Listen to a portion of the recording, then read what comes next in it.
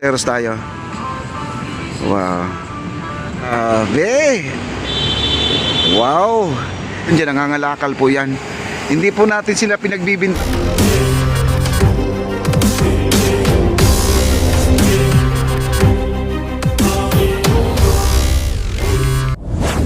Guys, oh. Dito tayo. Ayan. Wow. Grabe. Ito na. This is it. This is it, pansit. Ayan guys, napinturahan na nila guys. Oh, ayan oh.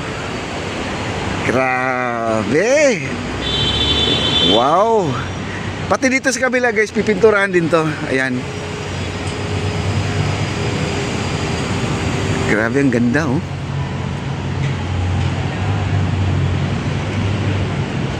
Wow, baybayin po natin to. Kasi doon sa kabila guys, nag-ano sila, yung nilalaso nila yung semento muna bago nila papahiran ng ganito.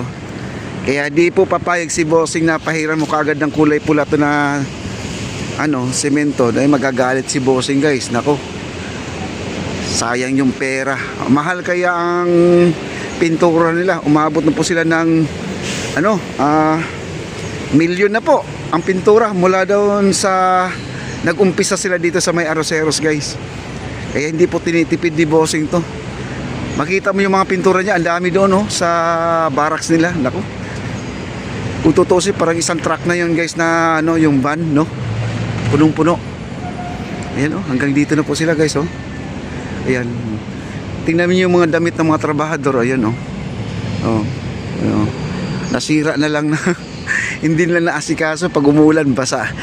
Sinampay para para matuyo, no? Wala instead natuyo na, nabasa ulit sa ulan. Ayan guys, nandito na po sila. Wow! Grabe.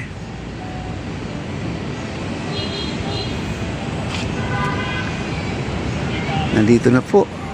Kailangan dito guys, maamoy, no? Maamoy. Ayan, malakas ang ng para siyang asiton mga kaibigan. Parang asiton. Parang yung tawag dito? Thinner. Ayan ito yung nilalagyan nila ng lapusil, ipusil. Ito. Pag meron kasing ganyan guys, sigurado ang ating semento ay di basta-basta matutuklap, no? Di basta-basta matatanggal. Narinig niyo yung sinabi ko, hindi basta-basta. Kumbaga natatanggal siya pero hindi mahirap siyang baklasin mga kaibigan, no? Ayan na po sila. Nandito po tayo sa may view deck ng Arroceros guys, no? View deck ng Arroceros tayo. Wow. At lumayo lang po tayo guys, meron po tayo music dito. Wow. At ito yung pintura guys, nakamix na ayan ayan, nakamix na. Na lang yan, pahid na lang po yan. Pahid na lang po tayo. Ayan po ang acrylic reducer. Ayan po. Para yan, pampalambot siguro ng ng pintura, no, yung reducer na yan. Ayan.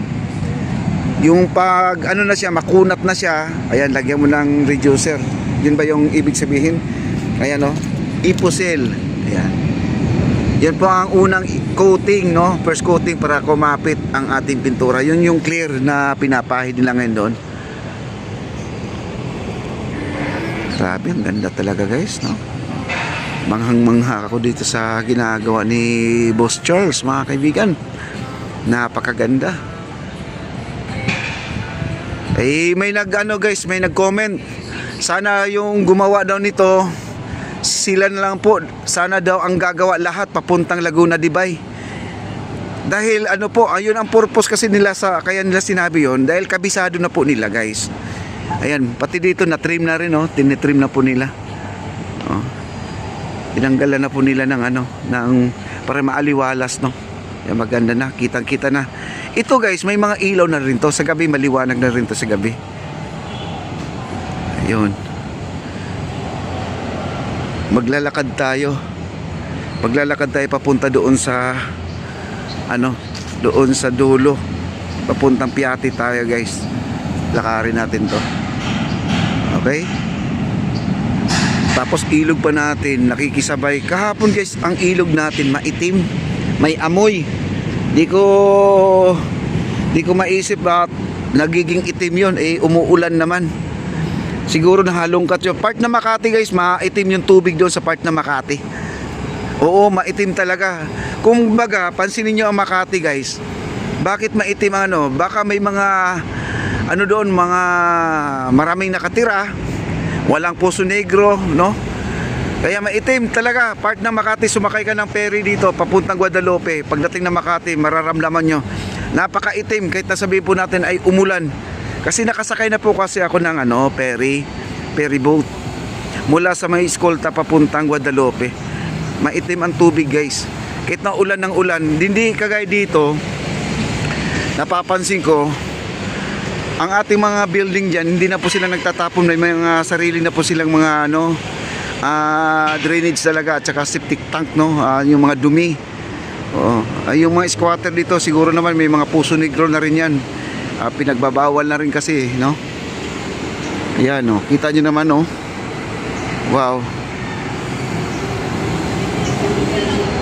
Okay, tuloy po natin. At ito yung guys, abangan nyo po, mayroon tayong update dyan, no? Nakakapanghinayang kasi sa itaas na to, sa itaas, pagdating ng gabi, wala na pong tao dyan. Maraming nagtatambay dyan, yung mga nakakariton dyan po natutulog, may dalang kariton. Ang pinakabahay nila yung kariton, dito sila natutulog sa bridge na to. Kaya lang guys, siyempre yung mga nagkakariton dyan, nangangalakal po yan. Hindi po natin sila pinagbibintangan kasi meron po kasing basura dito. Ayan, no? Tinapon siguro sa ilog, hindi na tapon sa ilog kundi na-shoot dito. Ayan po ang mga basura, oh. Hindi na-shoot. Baka kinapos sa pagtapon guys. Kaya dito kita nyo naman pinagtanggalan ng mga level yan, no? Sa mga bote, no? Yan. Hindi po natin pwedeng galawin yan guys. Kasi siyempre saan mo na maitapon yan? Sila na lang po. Kasi dito naman ay meron silang magliligpit. Ayan, no? Ito yung marami pang ligpitin guys, oh. Mga MMDA na pala magliligpit ito guys. Yung mga kalat-kalat na dyan. Pero yung the rest ng mga bakal na malaki, sila bossing na. Yan, no? At saka ready na po ang ating mga tarpaulin pala guys, oh. Hanggang dito po ang ating tarpaulin. After that, ito wala na to. Itong kulay blue na to, bubuksan na to. At ang ating aroseros, buksan na yan lahat. Pati yung mga yero dyan, mga yero. Open space na po yan. Yan. Nakita mo may mga yero dyan nakapader, mga kaibigan. Bubuksan na rin yan. Pati ito, bubuksan na rin to, mga kaibigan. Kaya ang tarpaulin natin hanggang dito. Kasi pangit po tingnan doon sa pinaka ng tulay natin.